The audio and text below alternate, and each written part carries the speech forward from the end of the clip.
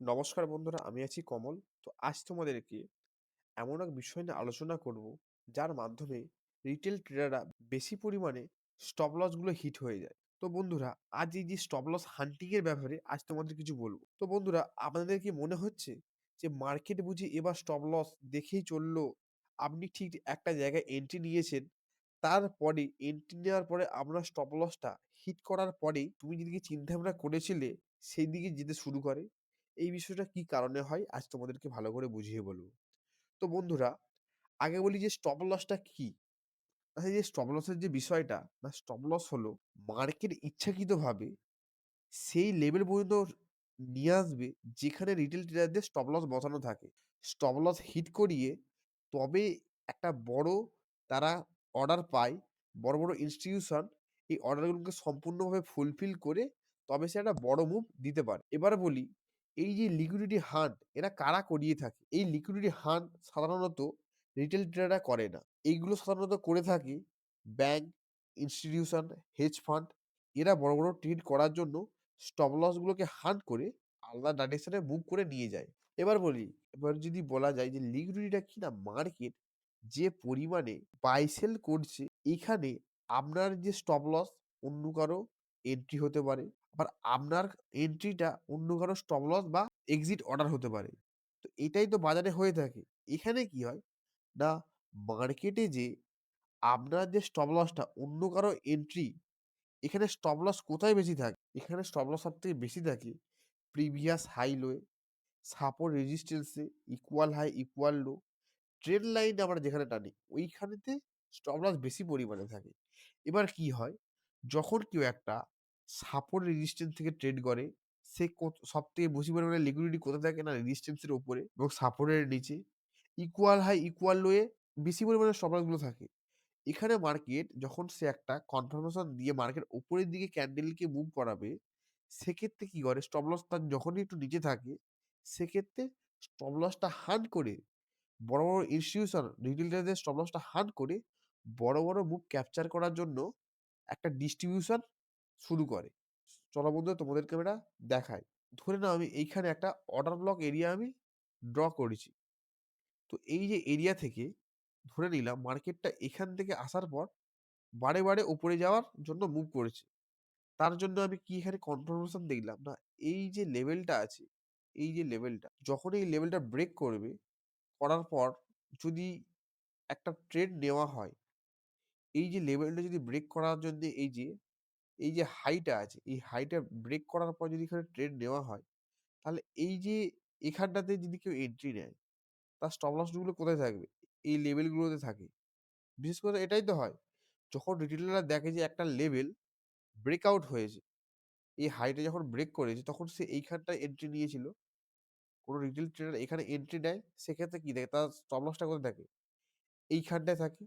কারো, কারো এইখানেতে থাকে। সেক্ষেত্রে কি হয়? ইনস্টিটিউশন প্লেয়াররা এখান পর্যন্ত মার্কেটটাকে নিয়ে আসলো। ভালো করে তোমরা লক্ষ্য করো। এই ডাইরেকশন থেকে এখান পর্যন্ত গিয়ে এখান পর্যন্ত নিয়ে আসলো। যখনই এখানে স্টপ লসটা হিট হলো, তারপরেই দেখো মার্কেট আস্তে, আস্তে উপরের দিকে ডাইরেকশনে যেতে শুরু করে।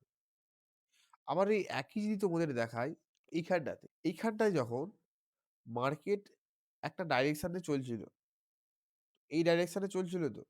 চলার পরেতে যখনই মার্কেটটা উপরের দিকে যাওয়ার জন্য একটা ব্রেক করলো। করার পর কি হলো, না নেক্সট ক্যান্ডেল আবারও নিচে আসলো। আবার যখন মনে হলো যে এই লেভেলটা আবার ব্রেক করবে, করার সাথে, সাথে মার্কেট কি করলো, না এখান থেকে পুরো একবারে এই লেভেলের স্টপ লস গুলো যাদের ছিল তাদের এখানে স্টপ লস গুলো ব্রেক করলো। করলে কি হয়, একটা বড় পরিমাণে এখানে অর্ডার পেলো। তারপর এখান থেকে কিছুটা অ্যাকুমুলেশন তৈরি করলো মার্কেট। মানে ২ সাইডেরই অর্ডার নিলো, এখানে অ্যাকুমুলেশন তৈরি করলো। করার পরে এই যে এখানে একটা সুন্দর এই যে উপরে একটা লিকুইডিটি জমেছিল, এইখান থেকে যে একটা ৩ টে ক্যান্ডেলের যে একটা বাইং প্রেসার ছিল, এই বাইং প্রেসারটা একবারে এই বড় একটা রেড ক্যান্ডেল তৈরি করে সম্পূর্ণ এই অর্ডার ব্লক এরিয়াটা টাচ করার সাথে, সাথে মার্কেট একটা আলাদা ডাইরেকশন এ যেতে শুরু করে। এই ডাইরেকশন এ যেতে শুরু করে। এইটা হলো স্টপ লস।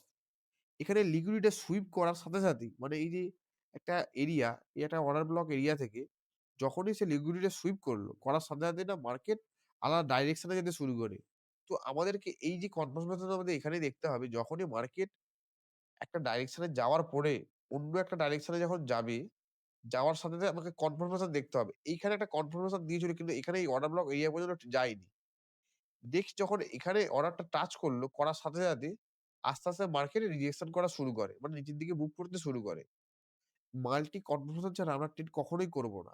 এবং আমরা দেখব দিনে অনেক ট্রেড করার কোনো দরকার নেই। দিনে ১ টা থেকে ২ টো ট্রেড করব সারাদিনে। ১ টা থেকে ২ টো ট্রেড করব। কেন এই ২ টো ট্রেডের মধ্যে একটা ট্রেড সম্পূর্ণ যদি সঠিক হয় এবং সেই দিনে আর ট্রেড করব না। যদি ওই ট্রেডটা স্টপ লস হিট হয় তারপরে আরেকটা ট্রেড করব। যদি ওটাও হিট হয় আর করবই না। এটা তো একটা স্ট্র্যাটেজি তোমরা দেখে নিতে পারো। এখানে কি যখনই মার্কেট একটা ডাইরেকশন এ যখনই ধরো এখানে আমরা দেখলাম যে মার্কেট একটা ডাইরেকশন এ মুভ করছে। আমি এখানে কি লক্ষ্য করব, মার্কেট যখন এই ডাইরেকশন এ ট্রেড করবে, এই লেভেলটা এই যে এই যে হাই, ইকুয়াল হাই যে লেভেলটা যখনই ব্রেক করেছে, আমি দেখব ব্রেকের পর যে কারেকশনটা, যখন ব্রেকের পরে এখানে কারেকশন করবে, এখানে একটা যে এফভিজি এরিয়া, এই যে এফভিজি এরিয়া থেকে আমি ট্রেডটা করব।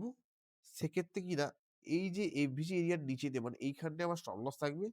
তার এগেইনস্ট এ আমার 1:2 প্রফিট থাকবে। হয়তো আমার এইখানে যদি আমি এন্ট্রিটা নিই, এইখানটায় যদি আমি এন্ট্রিটা নিই, এইখান থেকে আমার এই এফভিজি এরিয়ার এখানটায় আমার যে স্টপ লস থাকবে, তার এখানে আমার প্রফিট থাকবে 1:2। এখানে একটা আমার প্রফিট এখানে আমার রাখলে হয়ে যাবে। কারণ এখানে একটা ইকুয়াল হাই এখান পর্যন্ত আমি রাখতে পারবো কিংবা এর বেশি। তারপরে মার্কেট আলাদা মুভ করবে। এই ধরনের যদি তোমরা ট্রেডিং করো সেক্ষেত্রে স্টপ লসটা হওয়ার চান্স অনেকটা কম হবে। আর এর পাশাপাশি আরেকটা জিনিস লক্ষ্য করো সেটা হচ্ছে না ভলিউমটা। দেখো বন্ধুরা এইখানে যে ট্রেডটা করো তার পাশাপাশি তোমরা দেখতে পাচ্ছ ভলিউম যে মুভি আর এটাও ব্রেক করেছে। সমস্ত কিছু কনফার্মেশন দেখে আমরা ট্রেড করবো। এখানে যদি আমি আবার বাই সাইড এর ক্ষেত্রে দেখি, তোমাদের এখানে আমি যেটা দেখাচ্ছিলাম। তো এইখানটাতে আমি যেটা তোমাদের বললাম, এই যে অর্ডার ব্লক এরিয়াতে এখানে কিন্তু লিকুইডিটি সুইপ করার সাথে এখানে কিন্তু ভলিউমটা অনেকটা কম ছিল। কিন্তু যখন এখানে একটা বড় ক্যান্ডেল, রেড ক্যান্ডেল তৈরি করে দেখো এখানে ভলিউম ব্রেক করা শুরু করেছে। তারপরে মার্কেটটা আস্তে, আস্তে ডাউন ট্রেন্ড এর দিকে মুভ করা শুরু করে। তো এখানে কি হয় না মার্কেট এই যে একটা রেজিস্ট্যান্স লেভেলের উপরে বেশি পরিমাণে স্টপ লস থাকে এবং একটা সাপোর্ট লেভেলের নিচে বেশি পরিমাণে স্টপ লস থাকে। এই যেমন এখানে ইকুয়াল হাই, ইকুয়াল লো এই যে এইখানেতে থাকে বেশি পরিমাণে এবং প্রিভিয়াস হাই লো এ বেশি পরিমাণে স্টপ লস গুলো রাখা থাকে। কারণ রিটেল ট্রেডাররা কি ভাববে যে এইখানে এসে মার্কেট উপরের দিকে যাবে।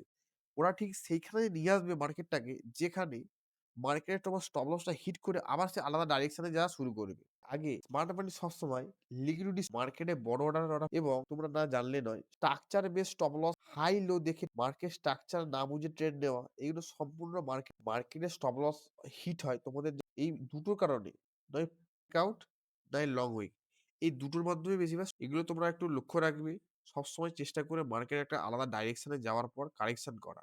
আর একটা কথা বলি, আর হ্যাঁ বন্ধুরা, এই যে স্টপ লস এটা কিন্তু একটা স্মার্ট মানি কনসেপ্ট একটা খুব জনপ্রিয় একটা অংশ। কারণ একে লিকুইডিটি, ইনডিউসমেন্ট, ম্যানিপুলেশন, অ্যাকুমুলেশন, ডিস্ট্রিবিউশন এই সবকিছু মিলিয়ে এই স্টপ লস। নতুন ট্রেডারদের সাধারণ ভুল করে কিনা ওরা কনফার্মেশন ছাড়া এন্ট্রি নেয়, ইমোশনাল ট্রেড গড়ে ফেলে।